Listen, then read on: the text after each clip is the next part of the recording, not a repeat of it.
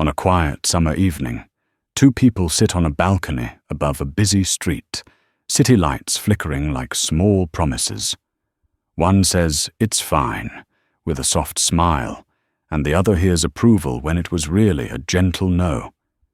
This is where love meets translation.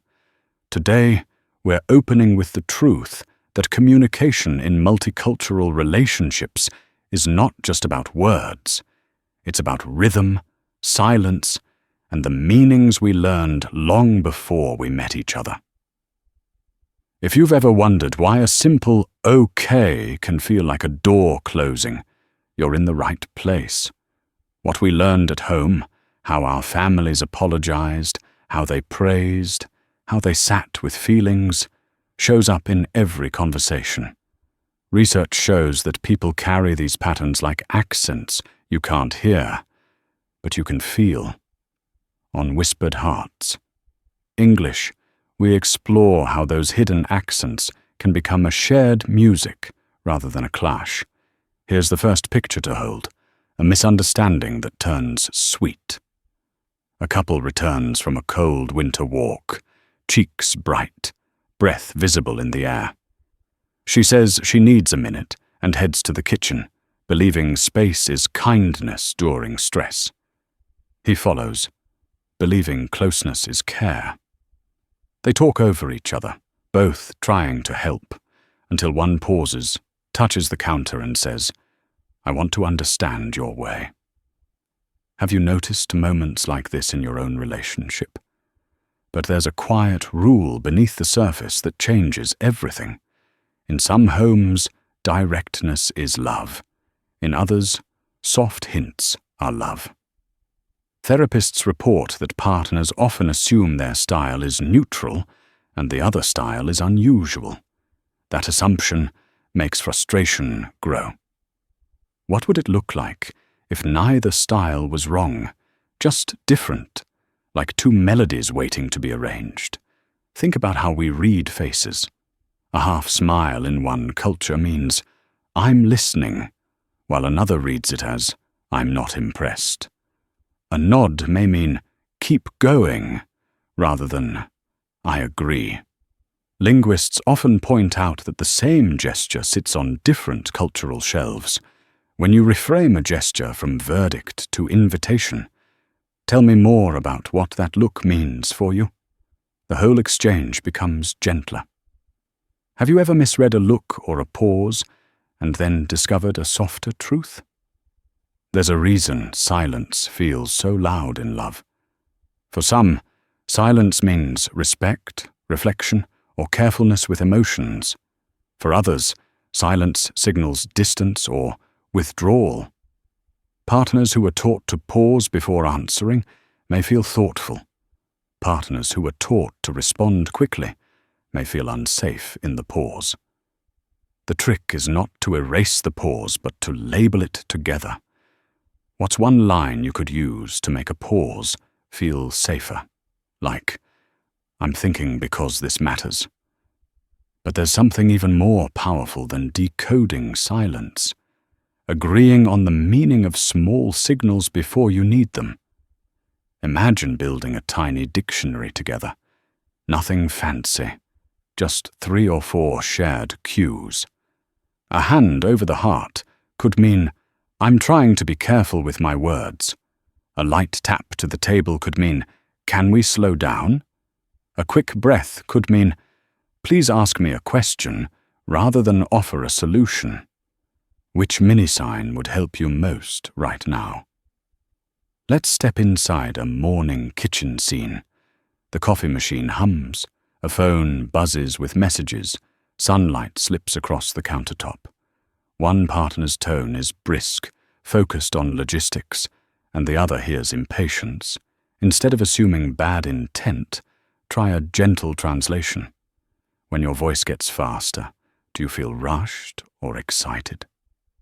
Often, a pace change is not anger, but urgency. What if you asked one clarifying question before you took anything personally? Here's a small twist many couples miss. We don't only speak languages, we speak roles. Some were raised to solve problems fast, others to soften the mood first. When the solver leads with solutions, the softener may feel unseen. When the softener leads with reassurance, the solver may feel stalled. The magic begins when each partner gives the other the first minute their style needs. Could you trade the first minute this week? 1 minute of reassurance before solutions, or 1 minute of solutions after reassurance? But there's a deeper layer most of us never name. Emotional words don't travel the same way across households, much less cultures. I'm disappointed might mean I'm slightly sad to one person, and I'm close to leaving to another. Research shows that couples who co-define emotional vocabulary reduce conflict fast. If you had to pick 3 feelings and write what they mean for you, which 3 would you start with? Let's talk about accents of the heart. Bilingual couples sometimes switch languages mid-conversation without noticing. One language may feel better for facts, another may feel better for feelings. A partner might share a hard memory in their first language because it holds tenderness. If you speak different languages, slow the moment down and invite warmth. Do you want to say this in the language that feels safest? Have you seen your partner relax when they switch tongues? But there's something even quieter holding love together. The pace of repair after a small hurt. Repair isn't a grand speech. It's a gentle re-landing. Try a simple process. First, name your part without drama. I stepped on your meaning when I pushed for answers. Then a small empathy. I think you needed patience. Then a specific ask. Can we try again?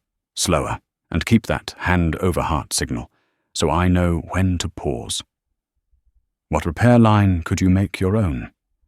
Picture a late autumn walk in a neighborhood park, gold leaves underfoot, a chill arriving with the dusk. They're discussing a family visit that carries different expectations. One worries about formal greetings, the other cares about casual warmth. Instead of debating right or wrong, they agree on one shared value, respect, and 2 shared actions. They'll greet elders with care and reserve playful banter for later. This changes the conversation from my way versus your way to our way, built in real time. Where could you pick a shared value to guide your next tough talk? But there's a habit that quietly builds trust every day. Set a check-in ritual that fits your style. On the commute home, or while washing dishes, or on a porch with the evening air, ask, what colored your day? 1 sentence, 1 feeling, 1 wish for tomorrow. Therapists report that tiny, repeated check-ins lower the pressure on big conversations. What's the simplest daily question you could ask that your partner would love to answer? Here's a curiosity spike that surprises many people. The most helpful sentence in a multicultural love story is often 5 words. What does that mean here? Not in general, not in your hometown, but here, between us, in this kitchen or on this sidewalk or in this car. Here shrinks the world to a safer size. What would happen if you tried that sentence the next time you felt confused? But there's a playful practice that keeps conversations flowing. Make a shared glossary, a living note on your phone, with phrases that punch above their weight. You can include a phrase from each other's languages and write its feeling, not just its translation. Some couples add a phrase of the week, something cute or grounding like slow spoon to mean stir this gently. When you name a pattern with gentle humor, the tension leaves the room. What phrase could you invent tonight that would make you both smile? Let's return to the idea of nonverbal cues because they carry so much. In one home, strong eye contact means respect. In another, it feels confrontational. A raised eyebrow might be thought, not judgment. A shoulder turn might be safety, not dismissal. Linguists say we lean on familiar cues when stressed, so these differences show up most when we need comfort. Could you agree on one neutral signal for time out and one for I'm still with you, so your bodies speak the same language? But there's the challenge of speed, especially in heated moments. Fast talkers can feel pinned to the wall by silence. Slow processors can feel chased by a rapid stream of words. You can bridge this by assigning roles across a conversation, not forever, but for that topic. The faster speaker becomes the summarizer. So what I hear is. The slower speaker becomes the chooser. Ask me 3 questions, and I'll pick the one to answer. What role would you like to try on next time? Here's a scene that shows repair in motion. After a tense moment over budgeting, one partner finds the other on the couch, TV murmuring, the smell of popcorn in the room. I got defensive because I felt embarrassed, they say. I'm sorry. I want to learn your rhythm for money talks. The other nods, puts the bowl down, and replies, Thank you. I need fewer numbers and more time to think. Can we set a small timer and come back after 5 minutes? That's what belonging looks like when words are hard. Have you practiced a 2-part repair like this, naming your part and making a simple plan? But there's a mid-conversation truth I want you to carry. You are not behind, and you are not broken. You are 2 languages learning a duet. Here at Whispered Hearts, English, the point is not to erase your differences, but to let them braid. If you've felt alone in the space between styles, you belong here. What's one part of your way that you want to keep with pride? Consider the power of setting the stage before big talks. Choose a steady place and a steady time, like Saturday breakfast or an evening walk when the air cools. Light, temperature, and setting become part of your shared language. The soft scrape of chairs at the kitchen table can mean we're on the same side. The moment you place warm mugs in your hands, the body starts to calm. Where could you hold your next meaningful conversation so your senses help you, not fight you? But there's a gentle boundary that protects both of you. Agree to avoid loaded idioms or sarcasm that might not translate cleanly. Use steady words that travel well.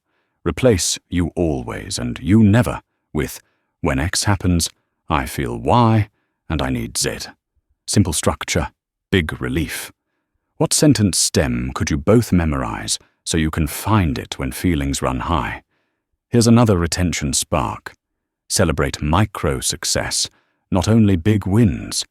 If you paused 1 extra beat today, that counts. If you asked, "What did you hear me say?"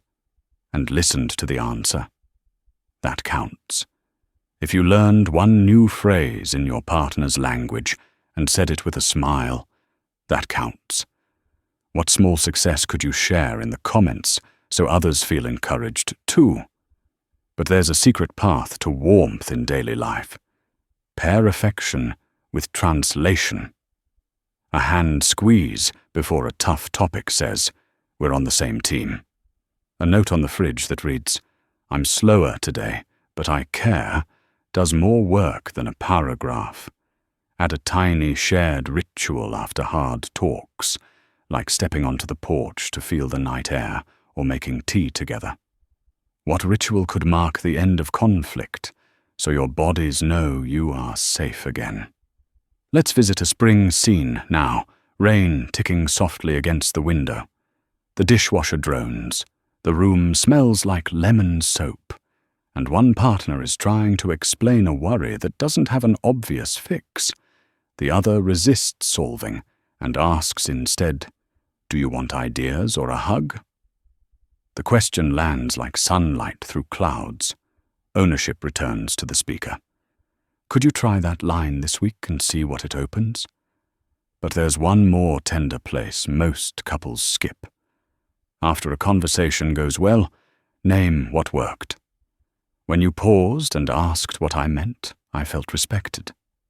When you translated that phrase for me and smiled, I relaxed. When you name the moves that help, your partner can repeat them with confidence. Which helpful move from your partner will you praise today?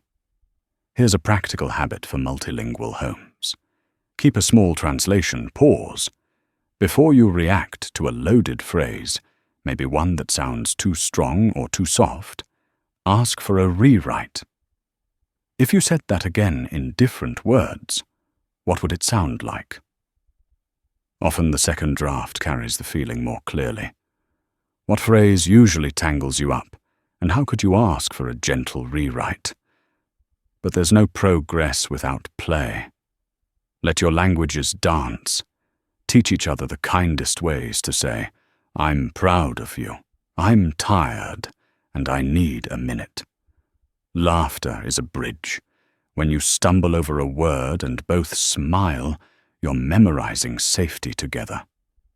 What's one phrase in your partner's language that makes your heart lift? Imagine closing a conversation the way you close a door softly at night. You check the latch, turn out the light, and take one mindful breath together. You don't rush the ending. You look at each other and say, "Same team." That's your anchor. Could you end tonight's talk with a small phrase that says, "Without poetry or performance, we're okay"? But there's a final promise to hold on to. Your story is not measured by how often you get it perfect. It's measured by how quickly you repair, how kindly you translate, and how steadily you keep choosing curiosity over fear. You will still miss each other sometimes. That's not failure. That's the next invitation. When you feel the sting of misunderstanding, what question will you ask that keeps the door open? Let's land this with a simple map for the days ahead. Be curious about pace, define your signals, make a shared glossary, and practice repair while the stakes are small. Keep one sensory ritual that calms your nervous systems, like a nightly porch minute or a morning walk. Praise what works, and make room for laughter, because laughter is a language almost everyone shares. Which of these moves will you try first, even in a tiny way? As we close, remember why you started listening today. You wanted ease, not more rules. You wanted a love that can carry two histories without erasing either one. At Whispered Hearts, English, we believe your accents belong, your rituals belong, your words belong. Tell us in the comments, what's one phrase in your partner's language that you love? We read them, and we learn from you. And here is the last light we'll leave on. Communication is the craft of home building. Brick by small brick, you shape a place where your meanings feel safe. Let tonight be one brick. The path is not straight, but it is shared. If this episode helped, share it with someone who needs gentleness. You're not alone in this work, and you never were. In the warm steadiness of your daily life, the park bench in autumn, the kitchen in spring rain, the small porch in summer, you will hear the blended melody you've been making all along. It won't be perfect, but it will be yours. And in that shared music, you'll find that communication in multicultural relationships can be not just possible, but beautiful.